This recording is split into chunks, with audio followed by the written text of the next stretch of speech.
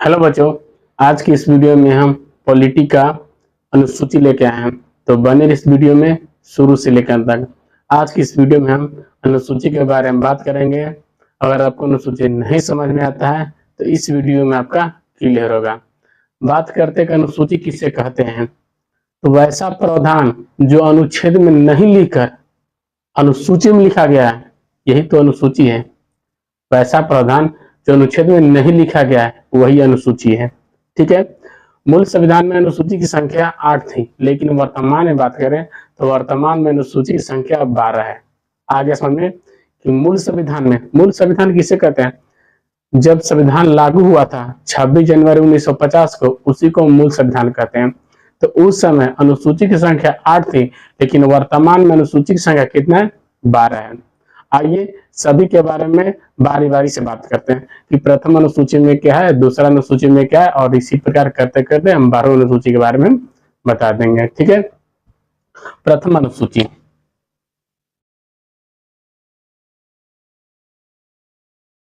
प्रथम अनुसूची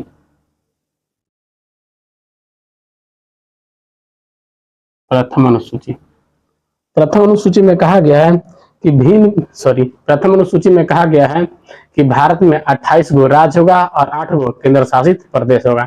यानी प्रथम अनुसूची में सभी राज्य के बारे में बताया गया है और सभी केंद्र शासित प्रदेश के बारे में बताया गया है, और साथ साथ यह भी बताया गया है कि किस राज्य का सीमा किस राज्य से लगता है, उस राज्य का नाम क्या है, उस राज्य का क्षेत्रफल क्या है। ये सभी प्रावधान अनुसूची 1 बताया गया है। ठीक है।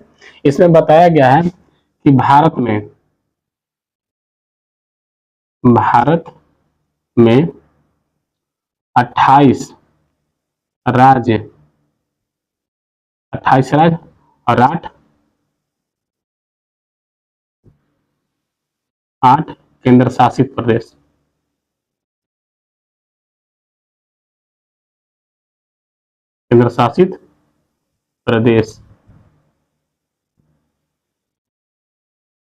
प्रदेश के बारे में बताया गया, और साथ साथ यह भी कहा गया है कि उस राज्य का नाम क्या होगा, उस राज्य की सीमा किस किस राज्य से लगता है, क्षेत्रफल उस राज्य की कितना है। ये सभी प्रावधान प्रथम अनुसूची में बताया गया है। ठीक है। दूसरा अनुसूची की बात करते हैं कि दूसरा अनुसूची में क्या दिया गया है। दूसरा अनुसूची दूसरा अनुसूची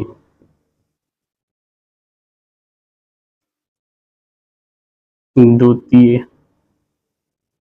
अनुसूची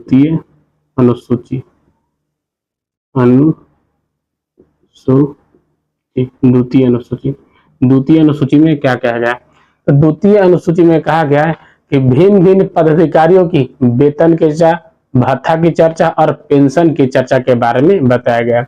द्वितीय अनुसूची में यह कहा गया है कि भिन्न भिन्न पदाधिकारी, अधिकारी नहीं, अधिकारी का मतलब सरकारी नौकरी है, और पदाधिकारी के मतलब जो लोकसभा में है, राज्यसभा में, विधानसभा में, विधान परिषद में है। ठीक।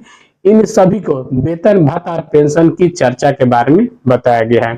ठीक है। दूसरा अनुसूची में क्या कहा गया है कि भिन्न भिन्न पदाधिकारी, भिन्न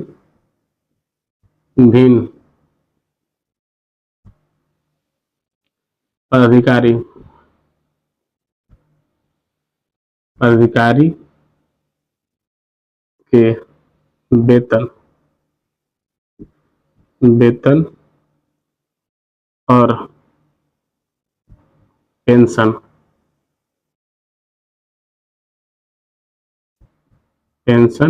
के बारे में बताया गया है।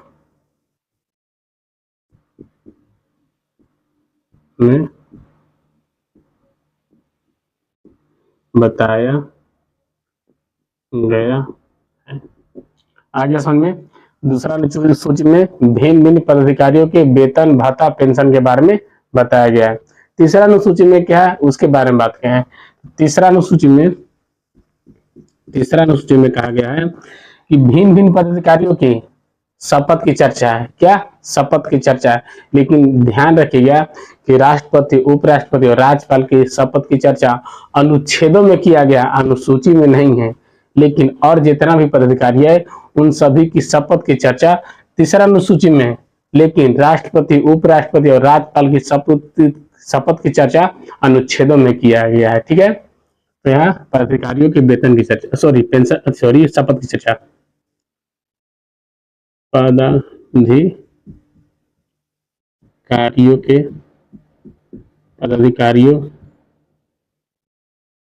के शपथ की चर्चा। लेकिन राष्ट्रपति, उपराष्ट्रपति और राज्यपाल की शपथ की चर्चा यहाँ अनुसूची में नहीं है। ठीक है, आते हैं चौथा अनुसूची। हाँ, एक बार और ध्यान रखिएगा कि दूसरा अनुसूची में क्या है कि भिन्न भिन्न पदाधिकारियों के वेतन पेंशन और भत्ता की चर्चा है। लेकिन यहाँ महान्यवादी जो आगे पढ़ना है, महान्यवादी और मुख्यमंत्री की वेतन और पेंशन की चर्चा यहाँ पर दूसरा अनुसूची में नहीं किया गया है। मुख्यमंत्री और महान्यवादी की वेतन की चर्चा अनुच्छेदों में किया गया है। तो यहाँ भी एक नोट पॉइंट है कि महान्यवादी और मुख्यमंत्री की वेतन की चर्चा और पेंशन की चर्चा अनुच्छेद में किया गया है, अनुसूची में नहीं है। और तीसरा अनुसूची में आपको क्या ध्यान रखना है कि राष्ट्रपति, उपराष्ट्रपति और राज्यपाल की शपथ की चर्चा अनुसूची में नहीं किया गया है, इसका प्रावधान अनुच्छेदों में किया गया है। ठीक है, समझ आ गया। आगे क्यों बढ़ते हैं। चौथा अनुसूची में कहा गया है कि राज्यसभा में सीटों की संख्या, राज्यसभा में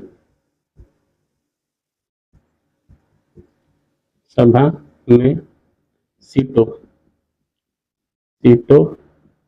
की संख्या या सीटों का बंटवारा, सीटों की संख्या को दिया, सीटों की बंटवारा राज्यसभा में। इसमें बताया गया है कि किस राज्य से कितना सदस्य राज्यसभा में जाएंगे। जैसे बिहार को 16 राज्यसभा की सीट प्राप्त है, उसी प्रकार यूपी को प्राप्त है, उत्तर प्रदेश हो गया, उत्तराखंड हो गया, झारखंड हो गया, इस सभी को राज्यसभा में सीटों की संख्या प्राप्त है। तो चौथा अनुसूची में क्या कहा गया है कि राज्यसभा में सीटों की संख्या या राज्यसभा में सीटों की बंटवारा, बात देखिए। ठीक है, पांचवा अनुसूची देखते हैं कि पांचवा अनुसूची में क्या क्या क्या है। ठीक है,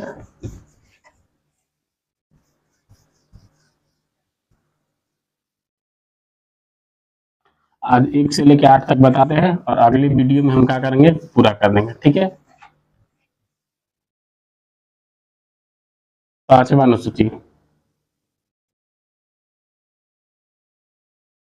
पांचवी अनुसूची, पांचवी अनुसूची, पांचवी अनुसूची में बताया गया है कि पांचवी अनुसूची में कहा गया है कि अनुसूचित जाति और अनुसूचित जनजाति के प्रशासन की चर्चा है। भारत में अनुसूचित जाति और अनुसूचित जनजाति के प्रशासन के बारे में बताया गया है, यानी शासन प्रशासन के बारे में बताया गया है।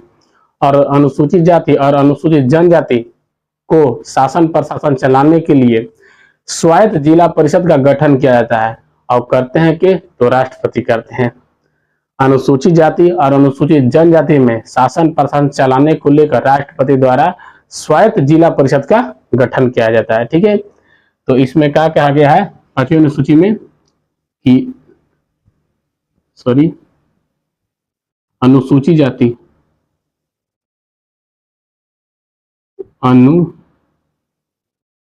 अनुसूचित जाति और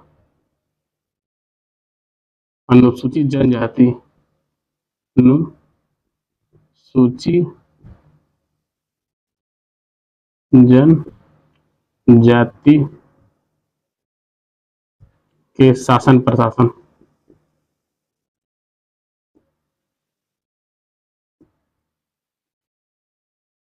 के बारे में बताया गया है।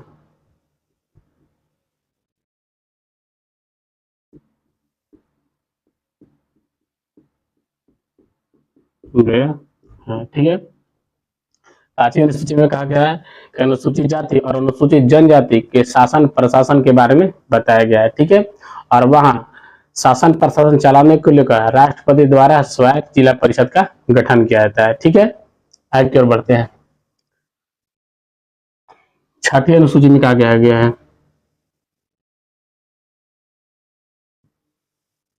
छठी अनुसूची,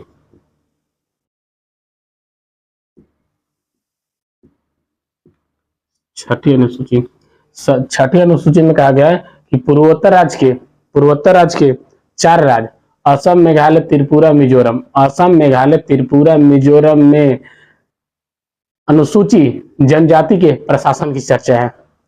पूर्वोत्तर भारत के 4 राज्य असम, मेघालय, त्रिपुरा, मिजोरम में अनुसूचित जनजाति के शासन प्रशासन के बारे में बताया गया है और वहां शासन प्रशासन चलाने को लेकर राष्ट्रपति द्वारा जिला परिषद का गठन किया है, स्वायत्त जिला परिषद का गठन किया जाता है। स्वायत्त जिला परिषद का गठन किया जाता है।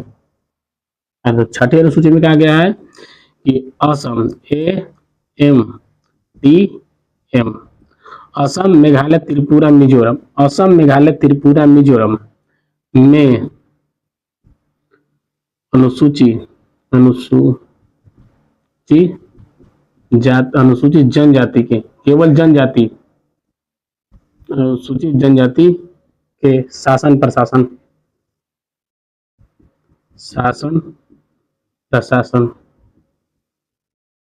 के बारे में बताया गया है।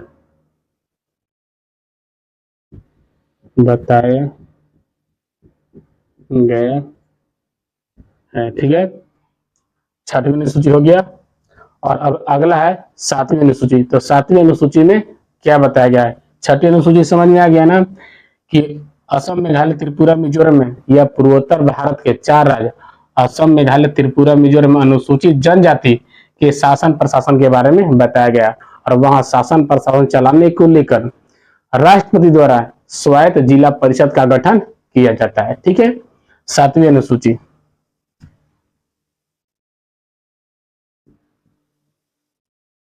सातवीं अनुसूची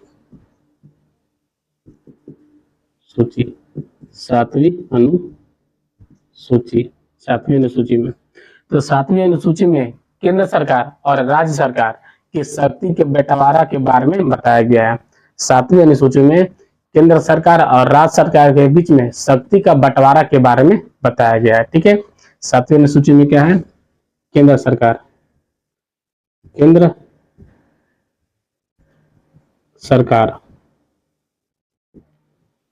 एवं राज्य सरकार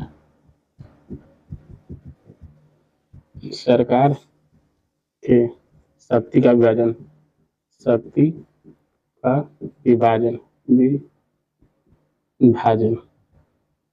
7वीं अनुसूची में कहा गया है केंद्र सरकार और राज्य सरकार के शक्ति के विभाजन के बारे में बताया गया है।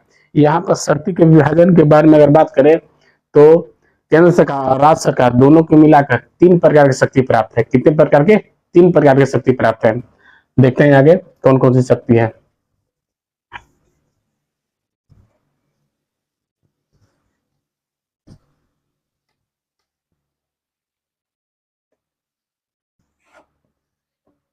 पहली शक्ति है, पहली है संघ सूची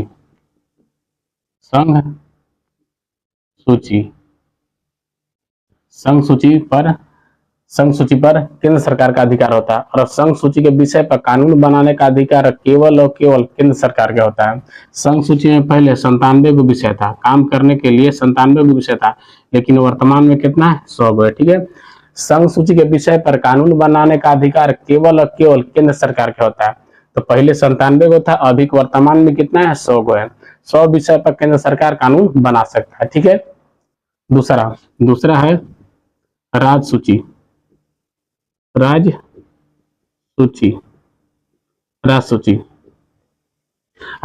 पर केवल और केवल कानून बनाने का अधिकार राज्य सरकार का होता है।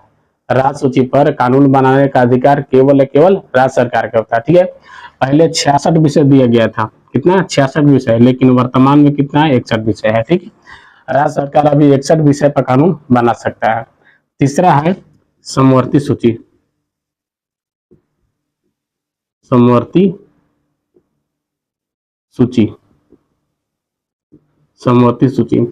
पहले से था समवर्ती सूची में 47 विषय, अभी कितना है?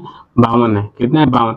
इसी में से निकाल कर इसमें डाला गया है, 5 गो इसी में से निकाल कर इसमें डाला गया है। ठीक है, क्या संविधान संशोधन? तो 42वां संविधान संशोधन संविधान संशोधन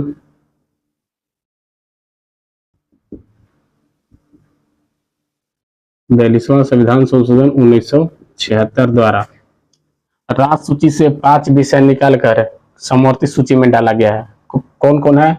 तो पहला है शिक्षा, पहला क्या है? शिक्षा है। दूसरा क्या है? वन है। तीसरा क्या है? वन्य जीव संरक्षण,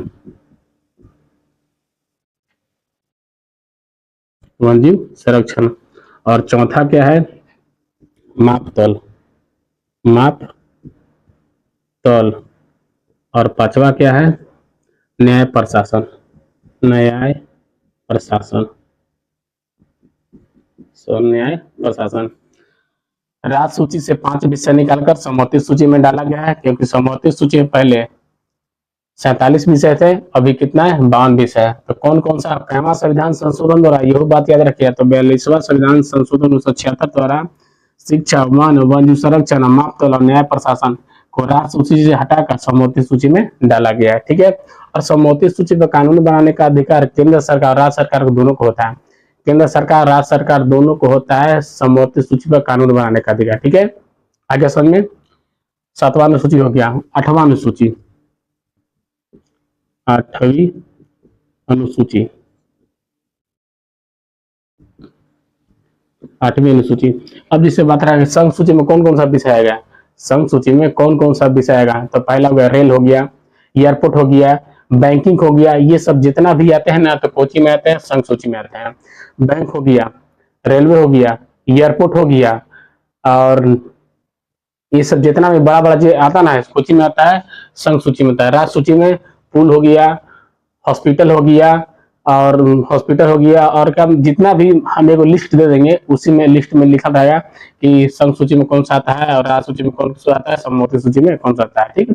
समवर्ती सूची में कानून बनाने का अधिकार केंद्र सरकार, राज्य सरकार दोनों का होता है। ठीक है। आगे समझे। अगले वीडियो में हम क्या करेंगे कि संघ सूची, राज्य सूची और समवर्ती सूची तीनों के हम क्या करेंगे, बता देंगे कौन कौन सा विषय राज्य सूची में आता है, कौन संघ सूची में आता है और कौन समवर्ती सूची में आता है। ठीक है। देखते हैं 8वां अनुसूची। 8वां अनुसूची में कहा गया है कि भाषा की चर्चा है। कुछ ही भाषा, भाषा की चर्चा है। भाषा की 8वीं अनुसूची में भाषा की चर्चा है। तो मूल संविधान में 14 भाषा थे, वर्तमान में कितना है? 22 भाषा है। ठीक है। मूल संविधान में 14 भाषा थे, वर्तमान में कितना है? 22 भाषा है। और 14 भाषा कौन कौन थे और 22 जो जुटा हुआ है, कितना भाषा जुटा है? 6 भाषा जुटा हुआ है। तो पहले हम 6 का जिक्र करते हैं, इसके बाद हम पहले वाला बताते हैं कौन कौन सा भाषा था। ठीक है। यानी मूल संविधान में बात करें तो 14 भाषा थे, वर्तमान में कितना है? तो 22 भाषा है। ठीक है। चलते हैं कौन कौन सा, देखिए कै को भाषा बढ़ा हुआ है, तो 8 को भाषा, एक है 8 को भाषा हुआ, सभी को जिक्र कर देते हैं।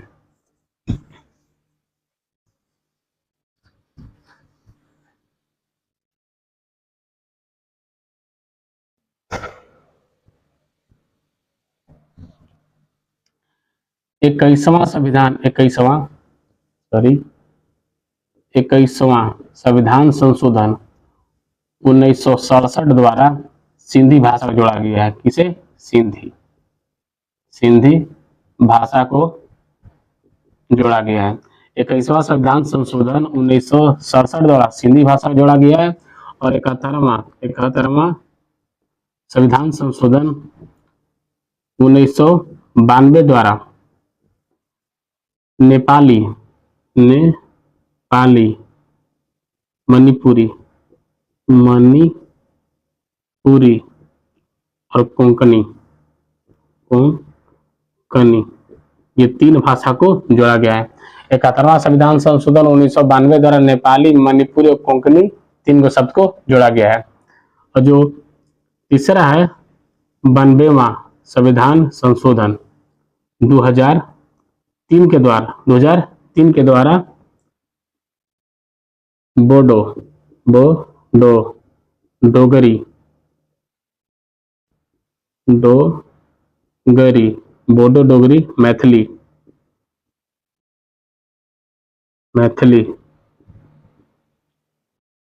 बोडो, डोगरी, मैथिली, संस्थाली,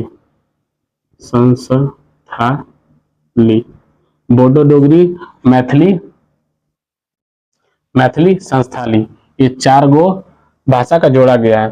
तो एक वो हिया हो गया, 1 और 3 4 और 4 4 कितना 8 भाषा जोड़ा गया है। अब 8 के बारे में बता देंगे। अगले वीडियो में लेके आएंगे कि 9वीं अनुसूची में क्या जोड़ा गया है, 10वीं अनुसूची में क्या जोड़ा गया है, 11वीं अनुसूची में क्या जोड़ा गया है और 12वीं अनुसूची में क्या जोड़ा गया है।